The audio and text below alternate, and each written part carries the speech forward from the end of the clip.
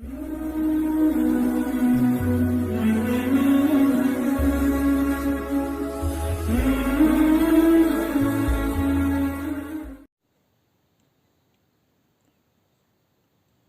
वालेकुम गाइस। आज जो हमारा टॉपिक है वो है ventilation perfusion mismatch. Ventilation perfusion mismatch, इसका डायरेक्ट कनेक्शन है एनेस्थीसिया के साथ। इसके बगैर एनेस्थीसिया समझ नहीं आता है, इसलिए ये कंसेप्ट क्लियर होना चाहिए एनेस्थीसिया में।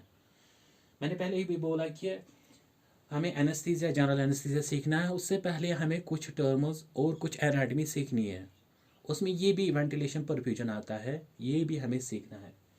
वेंटिलेशन परफ्यूजन मिसमैच क्या होता है और ये कैसे हो जाता है और इसके एनेस्थीसिया में क्या इंपॉर्टेंस है वो हम आगे देखेंगे। पहले हम इसमें दो टर्म्स आते हैं, वेंटिलेशन परफ्यूजन। वेंटिलेशन परफ्यूजन क्या होता है? पहला वाला टर्म जो है वो है वेंटिलेशन। वेंटिलेशन क्या होता है? वेंटिलेशन का मतलब है ब्रीथ इन करना, आउट करना, या ऑक्सीजन इन लेना और कार्बन डाइऑक्साइड छोड़ना।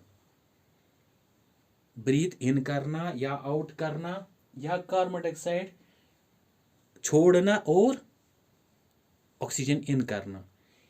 या दूसरे वर्ड्स में हम बोल सकते हैं इंस्पायरेशन और एक्सपायरेशन। इंस्पायरेशन करना और एक्सपायरेशन करना, इन दोनों का क्या मतलब है, ये बोलते हैं इनका कॉम्बिनेशन में वेंटिलेशन। क्योंकि ये वेंटिलेशन का काम लंग्स को है, ये लंग्स को है, यही ब्रीथ इन करते हैं और ब्रीथ आउट करते हैं, ब्रीथ इन करते हैं, ब्रीथ आउट करते हैं। इसलिए वेंटिलेशन का डायरेक्ट कनेक्शन है इसके साथ, लंग्स के साथ। ये वेंटिलेशन जो होती है ये दो तरह की होती है, ये हम आगे भी पढ़ेंगे वेंटिलेशन। इसमें फुल टॉपिक देना है वेंटिलेटर पे, इसलिए तब हम सीखेंगे वेंटिलेशन क्या है। वेंटिलेशन दो टाइप की होती है, एक तो स्पॉन्टेनियस, दूसरा आर्टिफिशियल। स्पॉन्टेनियस वेंटिलेशन का क्या मतलब है? स्पॉन्टेनियस वेंटिलेशन वो वेंटिलेशन होती है जब इंसान नॉर्मली ब्रीथ इन आउट करता है, इंस्पायर और एक्सपायर खुद ही करता है, उसका कोई एक्सटर्नल सपोर्ट नहीं है, वो खुद ही ब्रीथ करता है, उसको बोलेंगे स्पॉन्टेनियस वेंटिलेशन। स्पॉन्टेनियस वेंटिलेशन जब खुद ही ब्रीथ करता है तब बोलेंगे उसको स्पॉन्टेनियस वेंटिलेशन। आर्टिफिशियल वेंटिलेशन वो वेंटिलेशन होती है जब इंसान फुली वेंटिलेटर पे होता है। जब इंसान या पेशेंट कोई फुली वेंटिलेटर पे होगा उसको बोलेंगे आर्टिफिशियल वेंटिलेशन, और जो खुद ही ब्रीथ करता है उसको बोलेंगे स्पॉन्टेनियस। जब इन पेशेंट कोई ब्रीथ खुद ही करता है, उसका वेंटिलेटर की सपोर्ट नहीं है, तब हम बोलेंगे वो है स्पॉन्टेनियस वेंटिलेशन। और जो आर्टिफिशियल फुली सपोर्टेड वेंटिलेटर पे है उसको बोलेंगे आर्टिफिशियल वेंटिलेशन। वेंटिलेशन का मैंने बोला है ये डायरेक्ट रिलेशन विद लंग्स, क्योंकि ये काम ब्रीथ इन करना, आउट करना लंग्स का काम है। ये कैसे निकालते हैं? वेंटिलेशन का नॉर्मल वैल्यू 4 लीटर्स है, 4 लीटर्स है पर मिनट। 1 मिनट में हम 4 लीटर्स ऑक्सीजन लेते हैं। ये कैसे निकालते हैं? वेंटिलेशन जो वॉल्यूम होता है वो किसके इक्वल होता है? Tidal volume into respiratory rate. Tidal volume का क्या मतलब है? टाइडल वॉल्यूम मतलब एट रेस्ट जो ब्रीथ इन करना या आउट करना, ब्रीथ इन करना उसका भी टाइडल वॉल्यूम बोल सकते हैं, या एट रेस्ट ब्रीथ आउट करना उसको भी बोल सकते हैं हम टाइडल वॉल्यूम। ये कितना होता है, ये कितना अमाउंट होता है? ये होता है 6 ml पर केजी। 6 ml पर केजी में, एक ब्रेथ में हम कितना ऑक्सीजन ले पाएंगे और एक ब्रेथ में हम कितना ऑक्सीजन कितना कार्बन डाइऑक्साइड छोड़ पाएंगे, उसका नाम है टाइडल वॉल्यूम। टाइडल वॉल्यूम का क्या मतलब है? कितना ऑक्सीजन इंस्पायर करेंगे और कितना ऑक्सीजन, कितना कार्बन डाइऑक्साइड एक्सपायर करेंगे, एक्सपायरेशन। ये हो गया टाइडल वॉल्यूम। ये कितना है नॉर्मल? नॉर्मल है ये 6 ml पर केजी, 6 ml पर केजी, 6 ml पर केजी। अगर इससे 6 ml पर केजी 50 का क्या हो गया? 50 इंटू 6 हो गया 300 ml। 50 इंटू 6 हो गया 300 ml। हम बोलेंगे कि 50 kg का जो पर्सन होगा, जिसका 50 kg का वेट होगा, उसका कितना टाइडल वॉल्यूम रहेगा? 300 ml। बुक्स लिखते हैं 500 नॉर्मल है, वो एक्चुअली 75 kgs का निकालते हैं, 75 kgs का 500 ml नॉर्मल। इसलिए बोलेंगे हम 3 to 500 300 to 500 ml normal tidal volume है। ये कैसे निकालते हैं, मैंने बोला 6 ml पर kg। वन सिंगल ब्रेथ में कितना ml हम लेते हैं ऑक्सीजन, और वो उसको बोलेंगे टाइडल वॉल्यूम, या कितना छोड़ते हैं उसको बोलेंगे टाइडल वॉल्यूम। ये नहीं करना है कि oxygen in plus carbon dioxide हो गए, वो टाइडल वॉल्यूम नहीं रहता है, वो कुछ और वॉल्यूम है, वो आके मैं पढ़ाऊंगा क्योंकि यहाँ उसको समझ नहीं आएगा। टाइडल वॉल्यूम, रेस्पिरेटरी रेट मतलब कितने ब्रेथ्स हम एक ब्रेथ में हमने निकाला है ऑक्सीजन कितना, वो उसको बोलेंगे हम टाइडल वॉल्यूम। रेस्पिरेटरी रेट का क्या मतलब है, कितना ब्रेथ्स एक मिनट में। Respiratory rate number of breaths in 1 minute, number of breaths in 1 minute. एक मिनट में कितना ब्रेथ्स लेते हैं हम, 12 to 14 एडल्ट में 12 to 14 ब्रेथ्स पर मिनट। टाइडल वॉल्यूम मैंने बोला है कि वॉल्यूम कैसे निकालते हैं वेंटिलेशन का, tidal volume into respiratory rate. Tidal volume कितना है 300 ml इनटू 14 हो गए 4200 ml, अप्रॉक्सीमेट बोल सकते हैं हम 4 लीटर्स। वेंटिलेशन कितनी आप है 4 लीटर्स। एक लंग एक मिनट में 4 लीटर्स क्या ऑक्सीजन लेता है और वेंटिलेट करता है। एक मिनट में 4 लीटर्स ऑक्सीजन लेता है, एक मिनट में 4 लीटर्स ऑक्सीजन लेता है एक मिनट में। हाँ, एक मिनट में ये हो गया वेंटिलेशन। और परफ्यूजन कितना होता है, परफ्यूजन का क्या मतलब है, एक्चुअली ये रिलेटेड टर्म्स जो परफ्यूजन है ना, इसका एक्चुअली ये है ब्लड सप्लाई। परफ्यूजन मतलब ब्लड सप्लाई। हम बोलते हैं ना किसी ऑर्गन को परफ्यूज करना, मतलब उसका ब्लड सप्लाई कितनी जा रही है, वो ऑर्गन कितना परफ्यूज है, कितना ब्लड सप्लाई जाती है इस ऑर्गन का perfusion. Perfusion related to perfusion technology हम भी बोलते हैं, परफ्यूजन टेक्नोलॉजी वो रिलेटेड हार्ट होते हैं, इसलिए उनका काम है कि ब्लड सप्लाई करना through CPB cardiopulmonary bypass machine, वो हार्ट लंग पंप मशीन भी बोलते हैं इसको, उसके थ्रू, इसलिए उनको बोलते हैं परफ्यूजन टेक्नोलॉजी। वो भी अलग कोर्स है BSc में परफ्यूजन टेक्नोलॉजी। परफ्यूजन कैसे निकालते हैं, ब्लड कितना, क्योंकि ऑर्गन जो है ब्लड रिलेटेड वो है हार्ट, इसलिए हार्ट में कितना ब्लड इजेक्ट आउट करता है उसको बोलिए हम कार्डियक आउटपुट। इसलिए ब्लड के रिलेटेड परफ्यूजन कितना ब्लड है परफ्यूज, उसको बोलेंगे हम कार्डियक आउटपुट। वो कितना कार्डियक आउटपुट होता है, stroke volume into heart rate. वो कार्डियक आउटपुट कैसे निकालते हैं, stroke volume into heart rate. Stroke volume का क्या है, इसका मतलब क्या है, स्ट्रोक वॉल्यूम मतलब कितना ब्लड इजेक्ट किया है हार्ट ने एक बीट में, सिंगल पल्स में या सिंगल बीट में कितना ब्लड इजेक्ट किया हार्ट ने, उसको बोलेंगे स्ट्रोक वॉल्यूम। वो कितना होता है 70 ml per beat, 70 ml per beat. Heart rate हमें मालूम है, heart rate 70 to 80 beats per minute. कितनी बीट्स, कितनी पल्सेस एक मिनट में, ये एक बीट में था इजेक्ट ब्लड, ये था बीट्स पर मिनट, हो गए 72 बीट्स पर मिनट, वो हो गया हार्ट रेट।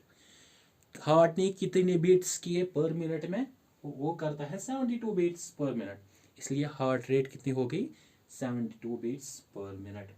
कार्डियक आउटपुट क्या है, आप stroke volume into heart rate. Stroke volume ने हमने निकाला है 70 ml, हार्ट रेट कितना है 72 इंटू 70 हो गया 5040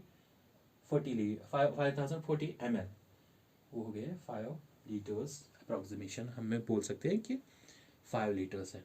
इसलिए परफ्यूजन कितना, वेंटिलेशन कितना है 4 लीटर्स, और परफ्यूजन कितना है 5 लीटर्स। वी क्यों मिसमैच, एक्चुअली वी को वेंटिलेशन को दिखाते हैं वी से नोट करते हैं, और परफ्यूजन को क्यों से हम निकालेंगे। अब वेंटिलेशन परफ्यूजन कितना होता है, वेंटिलेशन का मतलब है वी, परफ्यूजन का मतलब है क्यों। वेंटिलेशन हमने बोला है 4 लीटर्स और परफ्यूजन हमने बोला है 5 लीटर्स। 4 लीटर्स बाय 5 लीटर्स ये इक्वल होता है 0.8 लीटर्स। नॉर्मल हमें वी क्यू मिसमैच कितना है VQSH कितना है 0.8 लीटर्स। 0.8 लीटर्स हमारा नॉर्मल मिसमैच होता है, नॉर्मल वेंटिलेशन परफ्यूजन मिसमैच होता है। इतना डेड स्पेस ही बनाता है, इतना डेड स्पेस बनाता है। अब हम आएंगे इसमें, ये हमने सीखा है वेंटिलेशन और परफ्यूजन। अब हम आ जाएंगे वेंटिलेशन परफ्यूजन मिसमैच में। वेंटिलेशन परफ्यूजन मतलब वेंटिलेशन और परफ्यूजन में कितनी डिफरेंस होती है और कितना पर उनमें मिसमैचिंग हो जाएगी, उससे डेड स्पेस इंक्रीज हो जाती है। वो एनेस्थीसिया में बहुत ही इंपॉर्टेंट टॉपिक है कि डेड स्पेस कितनी प्रेजेंट होती है। और डेड स्पेस का क्या मतलब है, जो एयर वेंटिलेशन में काम नहीं आता है, वेंटिलेशन में काम नहीं आता है, जो ब्लड नहीं ले जाता है वो लंग्स में चला रहता है, अल्वोलाई में रहता है, अपर एयर्स में ज़्यादा रहता है और लोअर एयर्स में कम ही रहता है। वो होता है डेड स्पेस, वो ये ही इंक्रीज करता है अगर परफ्यूजन वीक मिसमैच इंक्रीज हो गया। वीक मिसमैच अब देखिए अवेक पेशेंट्स में क्या होगा। जो पेशेंट फुली अवेक होगा उनमें क्या होगा, और जो एनेस्थाइज पेशेंट होगा, क्योंकि हमें देखना है एनेस्थीसिया पेशेंट में क्या फ़र्क पड़ता है वीक मिसमैच में और इसमें अवेक पेशेंट में क्या होता है। हम देखिए अब वेंटिलेशन अवेक पेशेंट में हमने देखा है वेंटिलेशन कितनी होती है नॉर्मल 4 लीटर्स। हम अब अवेक पेशेंट में देखेंगे वेंटिलेशन क्या होता है, उनमें क्या फ़र्क आती है। जब पेशेंट अवेक पेशेंट खड़ा हो, स्ट्रेट हो या सिटिंग पोजीशन में हो, तब उसके लंग्स में अगर दो पोर्शन, हम अपर पोर्शन और लोअर पोर्शन निकालेंगे, हम बोलेंगे अपर पोर्शन लंग्स का और लोअर पोर्शन लंग्स का। अपर पोर्शन का बोलेंगे हम इंडिपेंडेंट लंग और लोअर पोर्शन का बोलेंगे हम डिपेंडेंट लंग। अपर पोर्शन का जो वेंटिलेशन होती है वो होती है लेस, अपर पोर्शन का वेंटिलेशन जो होती है लेस मगर एविक पेशेंट में, और लोअर पोर्शन में मोर। ये कैसे हो जाती है, क्योंकि जब हम एक्सपायर करते हैं जो लोअर एयरवेज है, लोअर एल्वोलाई है, वो फुली एक्सपायरेशन करते हैं, उनका फुली डिफ्लेट हो जाते हैं लोअर एयरवेज। लोअर एल्वोलाई जो होते हैं या लोअर लंग पोर्शन है, उनमें क्या हो जाता है जब हम एक्सपायरेशन करते हैं तब ये फुली डिफ्लेट हो जाते हैं, मगर अपर एयरवेज, अपर एल्वोलाई या अपर एयरवेज में थोड़ा सा क्या रहता है, वो डिफ्लेटेड रहते हैं, थोड़े से वो इन्फ्लेट रहते हैं थोड़े से, उनमें इन्फ्लेशन थोड़ा ही रहती है और ये fully deflate, lower portion fully deflate हो जाते हैं। इसलिए जब यहाँ से ऑक्सीजन आ जाएगा, इनका थोड़ा सा ही इसमें ऑक्सीजन चला जाएगा क्योंकि ये ऑलरेडी इन्फ्लेटेड है, और लोअर पोर्शन में क्या हो जाएगा, इनमें ऑक्सीजन फुली यूज़ किया गया और ये फुली डिफ्लेटेड है, इसलिए इनमें ज़्यादा ऑक्सीजन चला जाएगा। इसलिए यहाँ पे ज़्यादा ऑक्सीजन यूज़ हो गया और यहाँ पे कम, इसलिए वेंटिलेशन लोअर पोर्शन में ज़्यादा है और अपर पोर्शन में कम है। मगर किनका, जिनका हम एविक पेशेंट का वेंटिलेशन क्या है, अपर पोर्शन में कम है और लोअर पोर्शन में ज़्यादा है, लोअर पोर्शन में ज़्यादा है। ये सिटिंग और स्ट्रेट पोजीशन में। अब जो पोजीशन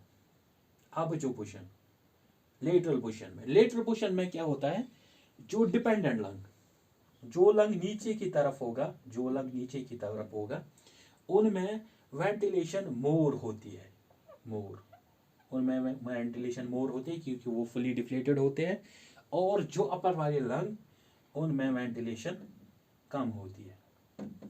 जैसे कि ऐसे लोअर पोर्शन में कम हो या ज़्यादा होती है वेंटिलेशन, अपर पोर्शन में कम होती है। इसलिए जो लोअर लंग्स है उनमें वेंटिलेशन क्या हो जाएगी, ज़्यादा हो जाएगी और अपर लंग्स में कम होगी, मगर परफ्यूजन लोअर लंग्स में डिपेंडेंट में ज़्यादा होती है।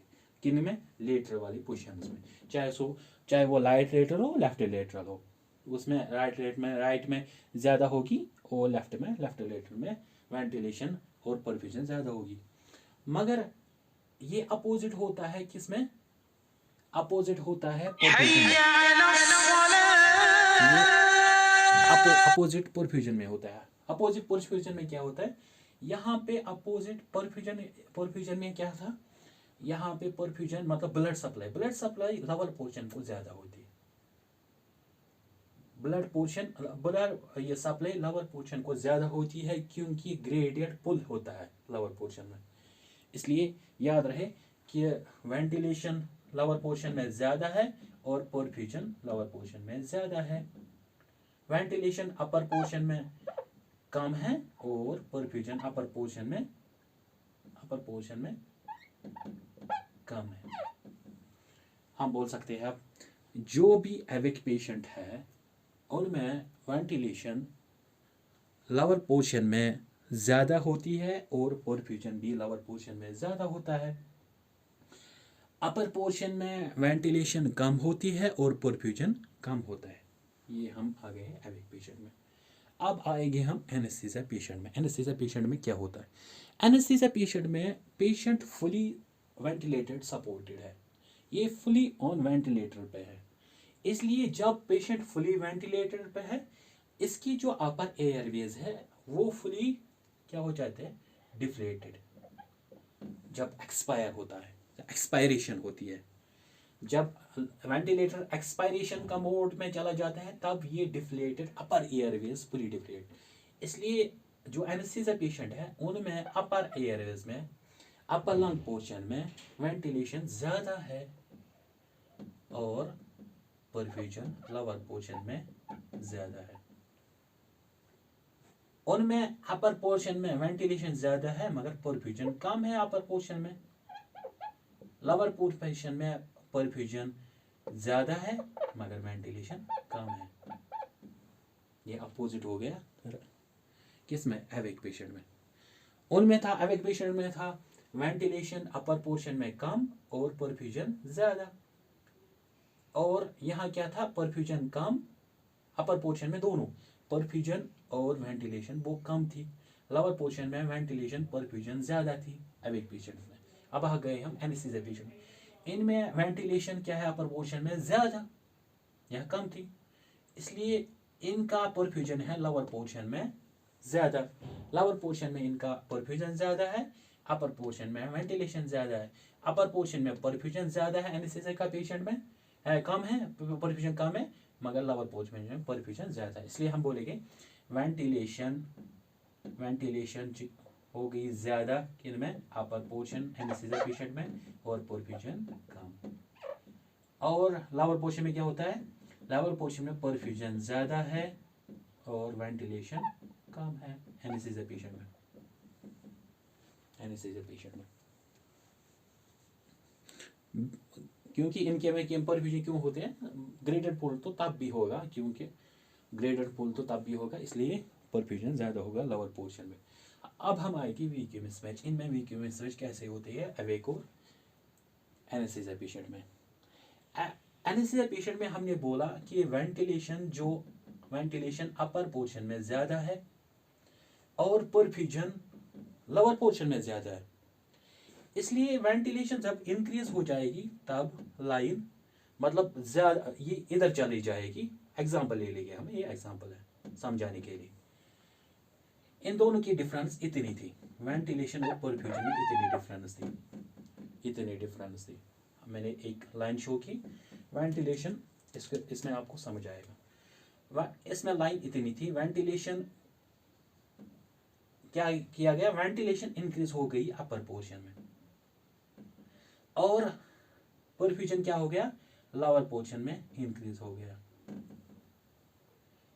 और दोनों के दरमियान जो गैप है वो क्या हो जाएगी, ये इधर से इंक्रीज हो जाएगा, ये इधर से ये इंक्रीज हो जाएगी।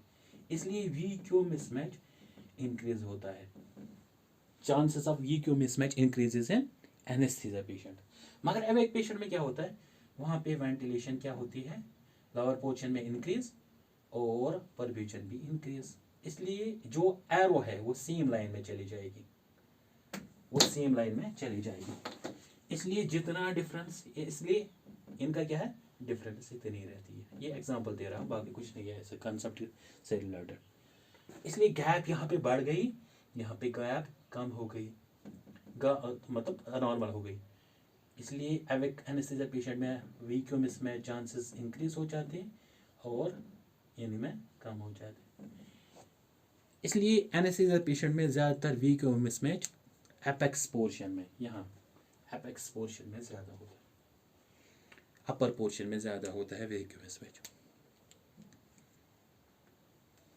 हमने सीखा इसमें क्या है, वेंटिलेशन कितनी है 4 लीटर्स, परफ्यूजन कितना है 5 लीटर्स, वीक्यूमिस में कितना है नॉर्मल 0.8 लीटर्स।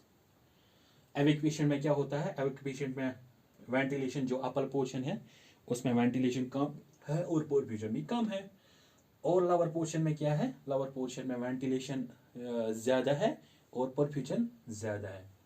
एनेस्थीसिया में क्या है, एनेस्थीसिया पेशेंट में इनमें अपर पोर्शन में वेंटिलेशन ज़्यादा है, परफ्यूजन कम है, और लोअर पोर्शन में परफ्यूजन ज़्यादा है और वेंटिलेशन कम है। इसलिए वीक्यू मिसमैच ज़्यादा इंक्रीज चांसेस है एनेस्थीसिया पेशेंट की। ये वीक्यू मिसमैच मैंने पहले भी बोला कि वीक्यू मिसमैच से डेड स्पेस इंक्रीज हो जाएगी। डेड स्पेस मतलब जो ऑक्सीजन जो वेंटिलेशन में काम नहीं आता है, जो लंग्स में रहता है, अपर ट्रैक्ट में, लोअर ट्रैक्ट में रहता है, रेस्पिरेटरी ट्रैक्ट में, ज़्यादातर ये अपर ट्रैक्ट में ही रहता है, ज़्यादातर ये ट्रैकिया में होता है और प्राइमरी ब्रोंकस में वहाँ तक होता है, ज़्यादातर ये ट्रैकिया में होता है ज़्यादा ये डेड स्पेस। इसीलिए ये डेड स्पेस इंक्रीज करता है। अगर वीक्यू मिसमैच हो गई किसी पेशेंट में तब ये डेड स्पेस इसका इंक्रीज हो जाएगा और इंसान जो ब्रेथ पूरा उसका ऑक्सीजन सेचुरेशन वो ड्रॉप आउट हो जाएगी, इसलिए इसका कम चला जाएगा ऑक्सीजन सेचुरेशन। अगर वेंटिलेशन परफ्यूजन मिसमैच हो गई तब पेशेंट रिस्क में चला जाएगा। ये आगे हम समझ, ये क्लियर हो जाएगा आगे, ये कंसेप्ट आगे भी आ रहा है वेंटिलेशन में, तब ये क्लियर हो जाएगा सारा। अगर इसमें कोई स्किप पॉइंट हो गया तो आप मुझे बोल सकते हो, कमेंट सेक्शन में लिख सकते हो। हाँ, अगर ये टॉपिक समझ आ गया होगा तो आप लाइक और शेयर ज़रूर करिए। नेक्स्ट टॉपिक के लिए फ़ी अमानिल्लाह। अल्लाह आपका नासिर हामी हो। फ़ी अमानिल्लाह।